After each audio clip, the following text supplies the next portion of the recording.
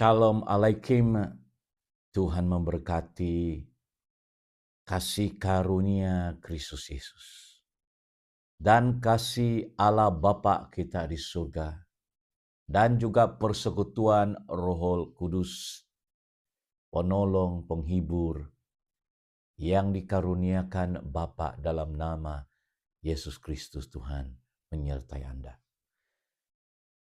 Di dalam kesempatan ini saya ingin melanjutkan pencerahan Bishop dari kitab Injil Yohanes, yang mana sebelumnya kita telah sampai ke penghujung kitab Yohanes bab atau pasal yang ke-11, tetapi saya ulangi bermula daripada ayat ke-49, di mana dikatakan tetapi seorang di antara mereka, yaitu Kayafas, imam besar bait suci sinagog di Yerusalem pada waktu itu, berkata kepada mereka, kamu tidak tahu apa-apa, dan kamu tidak insaf bahwa lebih berguna bagimu jika satu orang mati untuk bangsa kita dari seluruh bangsa kita ini binasa.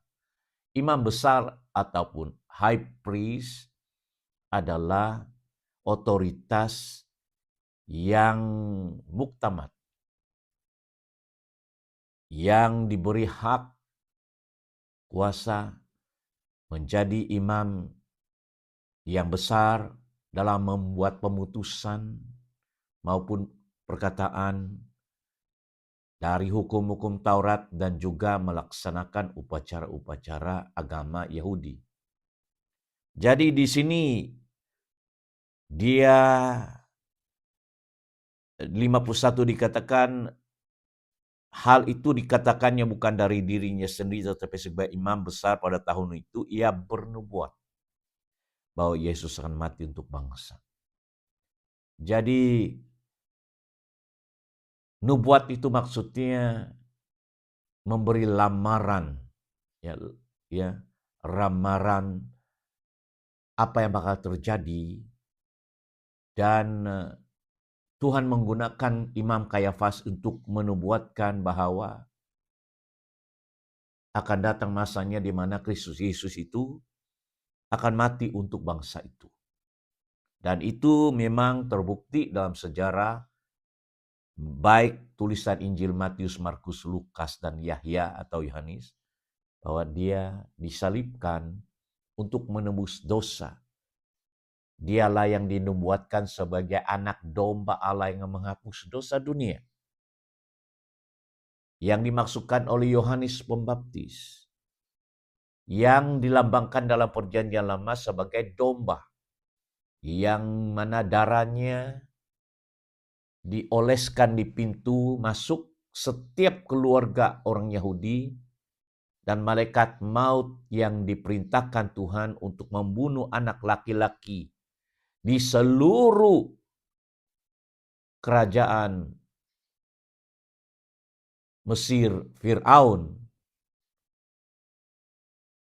terlepas daripada nyawanya dicabut anak laki-laki itu, karena domba telah dikorbankan.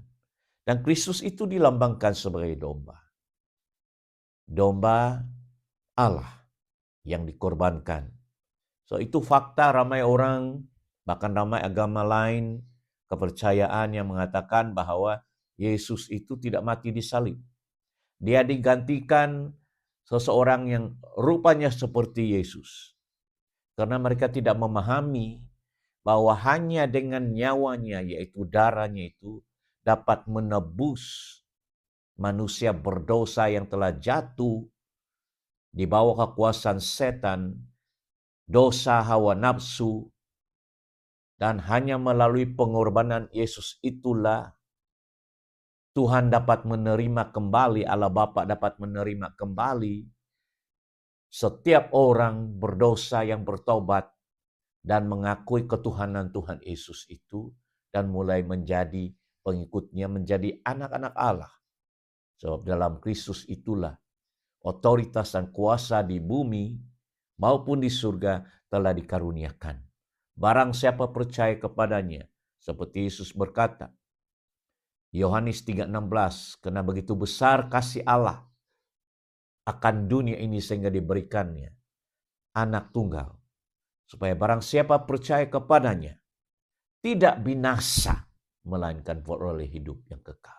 Barang siapa yang beriman kepada Kristus, yang menjadikan dia Tuhan dalam seluruh hidupnya, dan biarkan Kristus melalui roh Kristus, roh kudusnya, menguasai hidup kita untuk melakukan setiap kehendak-Nya dan perintahnya, terutamanya perintah pertobatan dari segala dosa, pemikiran yang salah.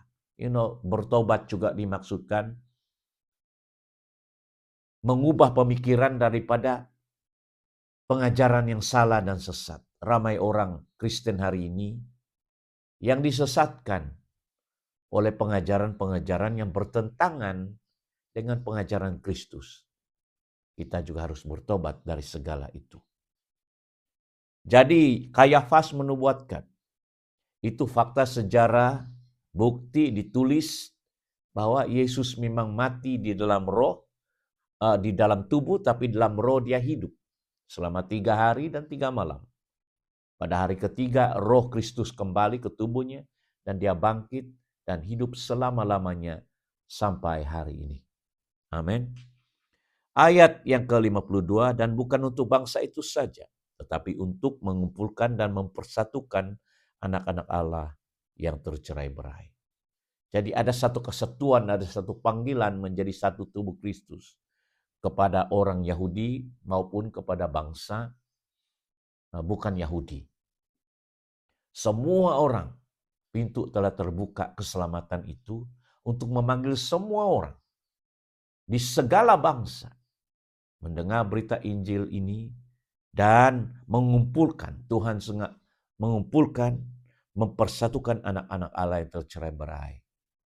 Kita semua adalah anak Adam, tanpa mengira bangsa, kepercayaan. Tapi kita semua manusia berdosa. Tidak ada seorang pun yang tidak berdosa.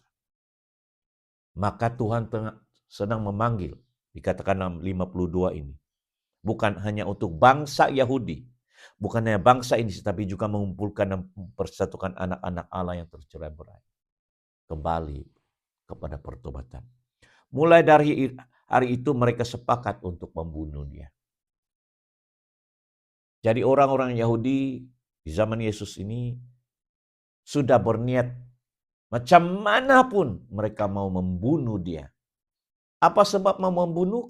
Apakah Yesus mengajar agar melakukan perbuatan jahat ataupun melakukan kesalahan? Tidak ada, tidak ada. Satu-satunya bagi mereka kesalahan adalah Yesus menyamakan dirinya setara dengan Allah. Karena dia berkata anak manusia, anak Allah. Dan dia adalah Mesias, satu-satunya yang telah dinubuatkan oleh Daniel yang diurapi. Anak tunggal Allah itu. Firman yang menjelma menjadi manusia itu adalah kalam Allah dan Allah itu. Bila mana seorang mengaku dirinya anak Allah, di dalam pemahaman teologi orang-orang Yahudi dan para ahli hukum Taurat, pemimpin-pemimpin agama yang arif di dalam hukum-hukum Taurat, kitab Perjanjian Lama, bila bilang anak Allah atau Mesias, itu maksud dia Allah menjelma menjadi manusia dan memiliki semua otoritas dari Allah Bapa pencipta langit dan bumi. Nah, itu memang dinubuatkan di dalam kitab Perjanjian Lama, kedatangan Mesias ini. Dan orang Yahudi, orang Israel memang percaya akan kedatangannya ini. Memerintah sebagai raja. Di dalam urutan kerabat Raja Daud, Raja Salomo, ya. Dan dia memang keturunan bangsawan di raja ini. Tapi bila Yesus datang, mereka buta melihat ini. Mereka tidak dapat menyatukan informasi yang tepat tentang Yesus Kristus. Itulah keturunan Daud, Raja Daud dan Solomon. Dan bila dia melakukan mujizat, bahkan membangkitkan orang mati ini pun, tetap mereka buta rohani, tidak memahami dan tidak mau menerima. Sampai hari ini, 2025, mereka di Yerusalem, orang-orang Yahudi masih menantikan Mesias yang akan datang.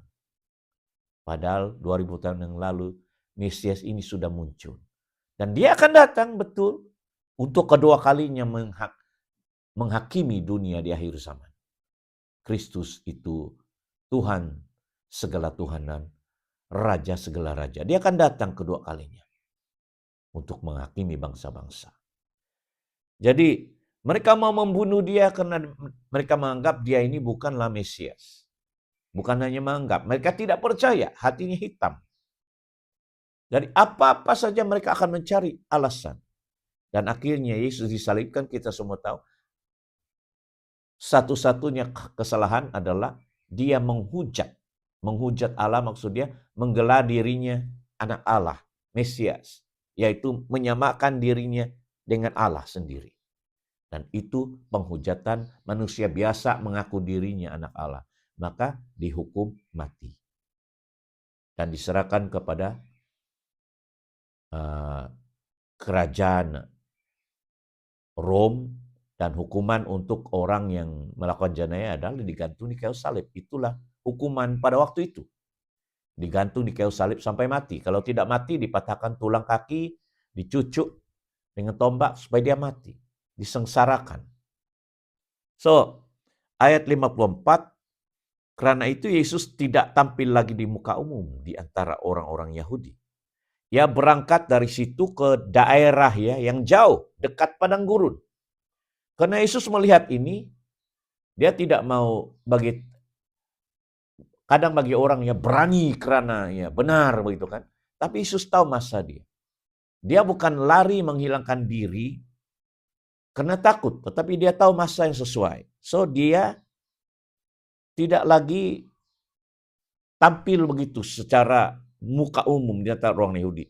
Tapi dia pergi ke daerah lain, ke dekat padang gurun, ke sebuah kota, waktu itu bandar, yang bernama Efraim.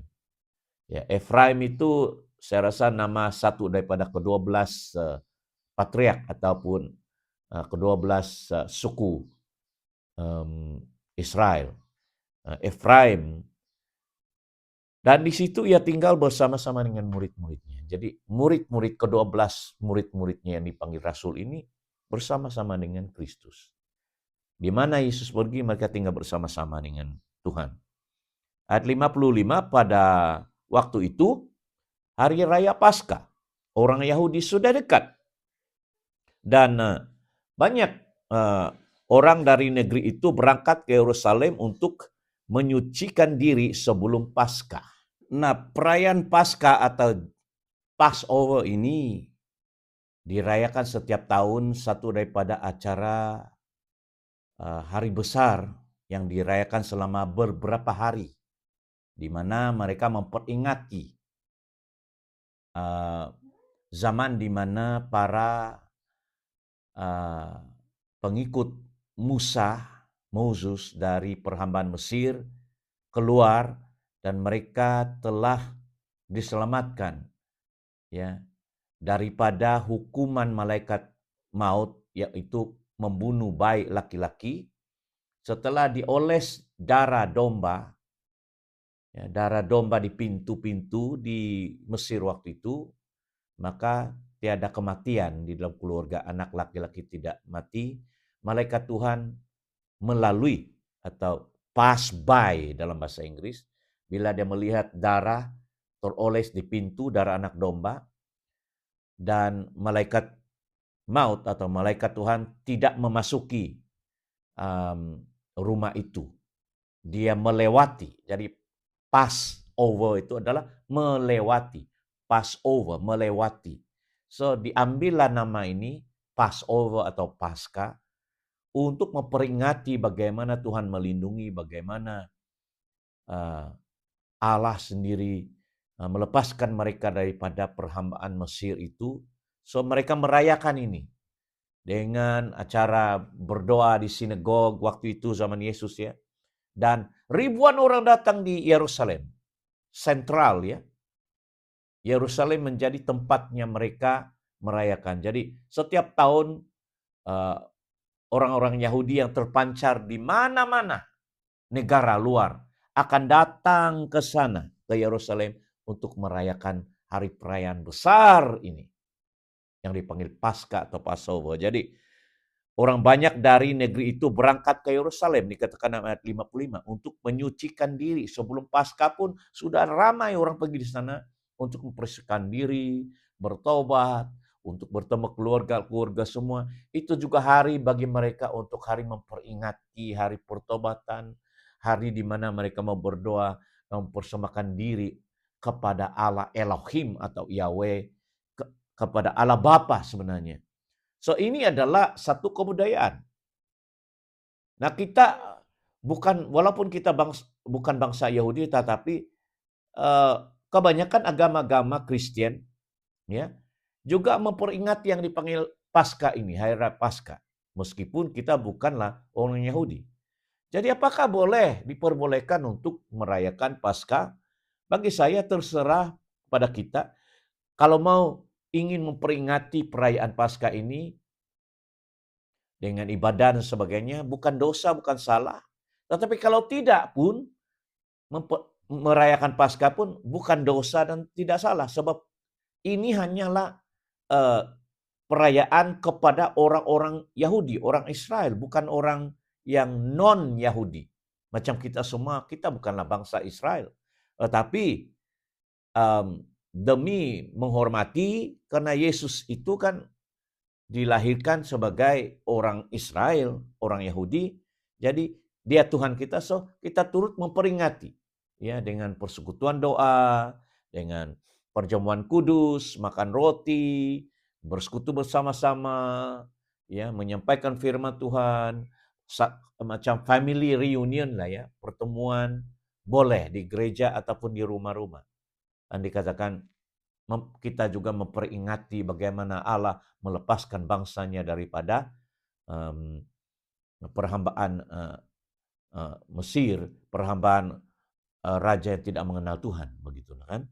So, ayat 56, mereka mencari Yesus. Bila mereka sampai di Yerusalem, mereka cuma mencari Yesus dan sambil berdiri di dalam bait Allah, ya. Mereka berkata kepada yang lain, bagaimana pendapatmu? Akan datangkah juga ia ke pesta? Ya, semacam pesta lah ya. Makan, minum, tari-tarian, menyembahan di bait suci, di bait Allah. Ya. Dan ayat 57, sementara itu imam-imam kepala dan orang-orang Farisi, imam-imam kepala yang diketuai oleh imam besar Kayafas, orang-orang Farisi adalah kumpulan agama dan politik yang berkuasa, yang kumpulan elit lah waktu itu, orang-orang Farisi yang memiliki wibawa di dalam hal-hal acara agama ini, telah memberi perintah supaya setiap orang yang tahu di mana dia berada memberitahukan agar mereka dapat menangkap dia. Jadi sudah ada perintah bila nampak Yesus di Yerusalem ini, harus beri informasi dan mereka akan pergi tangkap. Untuk menuduh dia, dan tuduhan itu tiada lain yang tiada bukan adalah tuduhan menghujat. Menghujat, menyamakan dirinya dengan Allah. Menghujat karena menggelar dirinya Mesias atau mengaku dirinya anak Allah. Jadi mereka mencari, ya. Jadi seterusnya kita ke Yohanes bab 12. Tajuk besar Yohanes bab yang ke-12, tajuk besar adalah Yesus diurapi di Betania. Ayat 1. 6 hari sebelum Paskah, 6 hari sebelum pesta itu, Yesus datang ke satu daerah yang dipanggil Betania. Betania tempat tinggal Lazarus yang dibangkitkan Yesus dari antara orang mati. So, itu juga satu daripada tempat yang Yesus suka untuk menginap, dan dia menginap di tempat di mana Lazarus, ya, ini juga adalah kampung ataupun pekan Maria Magdalena dan kakak, ya, perempuan Lazarus, ya. Nah, di situ diadakan perjamuan untuk dia dan Marta. Marta juga adalah, ya, adik-beradik dengan Lazarus, melayani. Sedang salah seorang yang turut makan dengan Yesus adalah Lazarus. Ya. Di sini kita lihat Lazarus makan bersama Yesus. Berarti dia telah dibangkitkan dari antara orang mati. Lazarus sudah dibangkitkan, kembali hidup. Dan saya percaya Lazarus hidup lama sebelum akhirnya menjadi tua dan meninggal. Tapi bayangkan orang yang mati ini 4 hari di dalam kuburan tapi bangkit dan sekarang duduk bersama Yesus makan, ya. Sesuatu yang luar biasa bagi saya. Ayat 3, maka Maria mengambil setengah kati. Waktu itu ukurannya ukuran kati, ya. Dalam bahasa Inggris adalah a pound, ya. Setengah kati minyak narwastu murni yang mahal harganya. Jadi di kalangan orang-orang Yahudi di zaman itu minyak daripada narwastu, sejenis bahan tumbuhan kalau saya tidak salah, harga minyak itu waktu zaman itu memang mahal. Ya, perfume lah, ya. Tapi ini adalah daripada minyak narwastu. Dikatakan di sini ointment of spikenard. Ya, saya rasa ini adalah bahan atau minyak yang diambil dari sejenis pokok narwastu, ya, untuk tujuan sebagai perfume, ya, yang bertahan lama, yang bau yang harum, ya. Dan itu memang mahal. Jenis minyak ini memang mahal. Tidak dikatakan berapa harga, tapi memang mahal. Tapi Maria mengambil setengah kati minyak narwastu ini yang mahal harganya, lalu meminyaki kaki Yesus dan menyekahnya dengan rambutnya. Dan bau minyak itu semerbak di seluruh rumah. Bayangkan, rambut adalah lambang kehormatan seorang wanita. Ya. Biasanya kalau orang menaruh minyak, mungkin dia akan gunakan kain. Ya. Tapi Maria ini, dia pergi di kaki Yesus dan dia meminyaki kaki Yesus itu dengan minyak narwastu. Dan karena begitu banyaknya minyak ini, lalu dia gunakan rambutnya. Ya, kehormatan itu, lambang kehormatan untuk menyekah. Dan sudah mestinya kalau dia gunakan rambut, menyekah, berarti rambutnya juga kenyang minyak. Dan itu memang bau harumnya itu boleh bertahan mungkin hampir seminggu, 2 minggu. So ini adalah bukan minyak perfume yang biasa, ya. Ini minyak yang wangi, yang mahal. So apabila Anda mau melayani Tuhan, whatever gift that you want to give, or service that you want to give, a service unto the Lord, you give the best of the best. Itu yang Tuhan suka. Banyak orang itu dilambang dalam hal melayani Tuhan, ya. Orang tidak memberikan yang the best of the best, terbaik dari segala yang terbaik. Tidak sanggup. Tidak sanggup.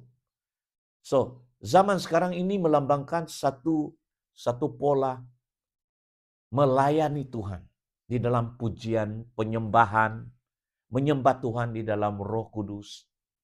You give the best of the best. Supaya menjadi dupa, menjadi sesuatu yang harum di hadapan Tuhan bila kita menyembah Tuhan.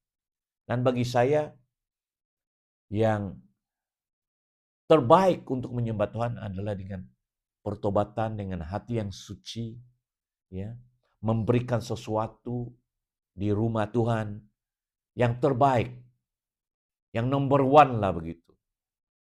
Apakah bentuk makanan, apakah bentuk keuangan, kepada hamba Tuhan yang melayani di bait suci atau yang menjadi gembala itu, berikan yang terbaik, ya, yang termahal. Sebab itu melambangkan apabila imam itu atau hamba Tuhan itu berdoa buat Anda untuk membantu melakukan pekerjaan Tuhan.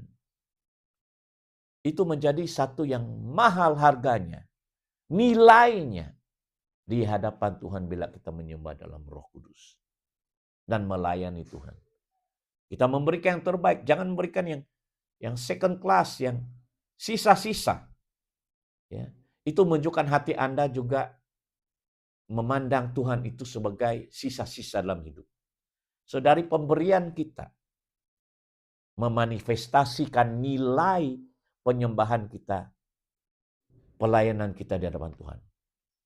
Jadi kalau Bishop ini mau datang di hadirat Tuhan dalam doa, penyembahan, pujian, saya memuji yang terbaik, gunakan karunia yang terbaik, cara berpakaian yang terbaik, memberikan yang terbaik, ya, the best of the best, lambang minyak wangi yang mahal, nilai harganya. Amin. Tetapi Yudas Iskariot ayat 4, Yudas Iskariot ini adalah Yudas dari Iskariot, satu daripada murid Tuhan, yang kita tahu akhirnya dia sebenarnya yang mengkhianati Kristus, ya, yang menjual Tuhan. Tapi waktu ini dia juga dipercayakan sebagai pemegang uang, treasurer lah, bendahari Kristus, ya. So Yudas Iskariot seorang dari murid-murid Yesus yang akan segera menyerahkan dia, maksud dia mengkhianati Yesus lah. Berkata, mengapa minyak narwastu ini tidak dijual 300 dinar dan uangnya diberikan kepada orang-orang miskin? Nah, hal itu ayat 6 dikatakannya bukan karena ia memperhatikan nasib orang-orang miskin, melainkan karena Yudas ini adalah seorang pencuri. Ia sering mengambil uang yang disimpan dalam kas yang dipegangnya. Jadi dia itu macam pemegang keuangan lah, ya, yang dipercayakan memegang kas. Kas itu semacam tempat simpan duit. Jadi barang-barang siapa yang ingin membantu Yesus dalam hal keuangan, mereka memberikan, ya, memberikan uang, ya, yang waktu itu dalam bentuk nilai itu dinar, ya, bukan US dollar, bukan ringgit atau rupiah, bukan, tapi dia dikatakan dalam bentuk dinar, dan 300 dinar ini memang mahal itu, ya, memang tinggi, 300 pence. Ya. Dan hal itu Yudas katakan karena sebenarnya bukan bertujuan untuk memberikan uang kepada orang miskin, tapi bila dia dapat itu dia simpan di dalam kas penyimpanan itu, dia curi duit itu. Jadi Yudas itu dari dulu walaupun dia murid Tuhan, tetapi hatinya itu tetap corrupted, ya. Dia mencuri. Dia mengambil uang. Ya. Dan Alkitab menjelaskan demikian. Ayat 7, maka kata Yesus, biarkanlah, ya, dia melakukan hal ini mengingat hari penguburanku. Yesus menjawab bahwa biarkanlah Maria ini. Biarkan dia melayani. Ya. Biarkan minyak narwastu itu dioles, walaupun mahal. Tetapi Yesus sudah menubuatkan bahwa dia melakukan ini untuk mengingat hari penguburanku. Sebab Yesus tahu bahwa dia akan mati dan dia akan dikubur. Dan menurut kebiasaan orang Yahudi, mayat yang dikapankan itu juga dioles dengan minyak narwastu. Jadi dia bilang, biar ini memperingati hari penguburan saya. Ya. Dan ayat 8, karena orang-orang miskin, ayat 8 ya, orang-orang miskin selalu ada pada kamu, tetapi aku tidak akan selalu ada pada kamu. So, kadang ada benda yang kau gunakan untuk melayani Tuhan. Ya. Terutamanya uang. Nah, itulah sebabnya ada konsep persepuluhan.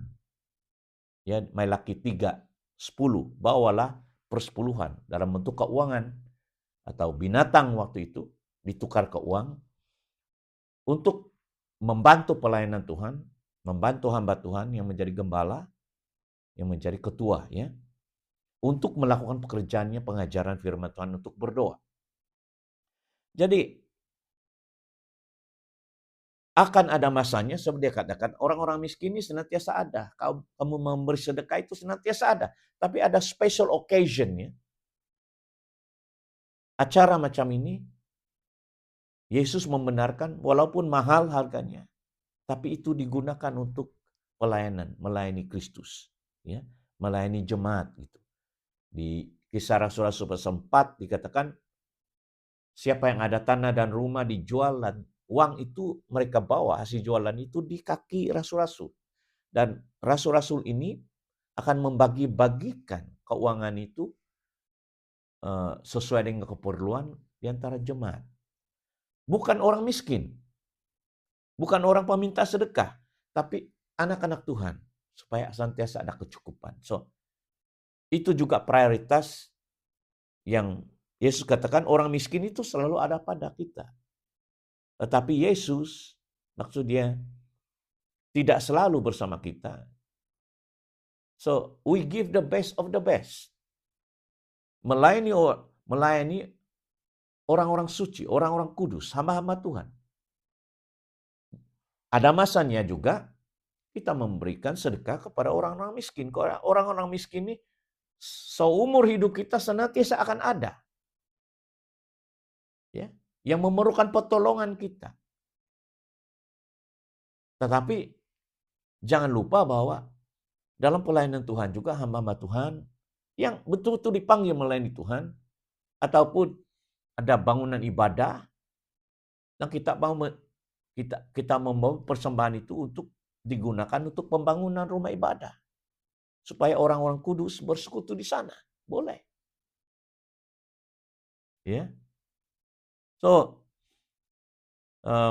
ayat 9, sejumlah besar orang Yahudi mendengar bahwa Yesus ada di sana, dan mereka datang bukan hanya karena Yesus, melainkan juga untuk melihat Lazarus yang telah dibangkitkan dari antara orang mati. Apalagi yang orang mau ragui. Mereka telah terdengar orang yang mati 4 hari di dalam kuburan sudah berbau, tapi Yesus memerintahkan Lazarus bangkit keluar dari kubur, dan orang mau melihat itu. Ya. Jadi banyak orang yang percaya kepada Yesus karena Yesus telah membangkitkan Lazarus dan melihat Lazarus duduk makan bersama Yesus. It's unquestionable, undeniable miracle. Mujizat yang tidak dapat diciplak, di copy-copy. Real. Dokter pun tidak boleh dapat membangkitkan orang mati. Kuasa apa? Ya. Setan pun tidak dapat membangkitkan orang mati. Jadi mereka melihat Lazarus ini makan bersama Yesus, dan lebih ramai orang percaya kepada Kristus. Akhirnya ayat 10 dikatakan, lalu imam-imam kepala bermufakat untuk membunuh Lazarus juga. Sebab ayat 11, karena Lazarus, banyak orang Yahudi meninggalkan ya mereka kepercayaan agama Yahudi ini dan mulai mengikuti ya percaya kepada Yesus. Ayat 11. Jadi hari ini kita disertai kuasa Roh Kudus melalui manifestasi karunia-karunia Roh Kudus, mengusir setan dalam nama Yesus, menumpang tangan orang sakit untuk disembuhkan, memerintahkan orang mati dibangkitkan, melakukan pekerjaan yang Kristus telah lakukan dengan kuasa daripada Roh Kristus, Roh Kudus yang di atas kita. Seharusnya pemberitaan Injil, pemberitaan tentang firman itu disertai tanda-tanda mujizat dan kuasa untuk meyakinkan pada orang bahwa Roh Kristus masih berada di dunia ini melakukan pekerjaan-pekerjaan Allah Bapa di surga. Sebagaimana Kristus telah melakukan. Sehingga Yesus katakan, barang siapa percaya kepadaku, dia akan melakukan pekerjaan-pekerjaan yang aku lakukan. Bahkan pekerjaan yang lebih besar. Karena Roh Kudus yang sama dalam hidup Yesus kini diterima oleh para muridnya dan Roh Kudus bekerja melalui para murid, para rasul, para nabinya. Saya sudah melihat tanda-tanda dan mujizat selama 40 tahun. Bagaimana kuasa Roh Kudus itu telah memampukan saya untuk melakukan pekerjaan yang luar biasa. Ini semua karena kasih karunia Tuhan. Dan bila orang melihat mujizat, orang mati dibangkitkan, orang lumpuh berjalan, orang buta yang lahir boleh melihat, orang bisu boleh bercakap, orang yang kerasukan setan dilepaskan oleh kuasa Roh Kudus, maka itu sesuatu yang tidak dapat disangkali. Dan itu yang meyakinkan orang bahwa Kristus hidup selama-lamanya dan masih menyembuhkan, melepaskan, mengampuni, dan masih menyertai setiap orang yang percaya, murid-murid Kristus di tahun 2025. Amin. Selanjutnya kita akan sambung di dalam pelajaran seterusnya. Shalom.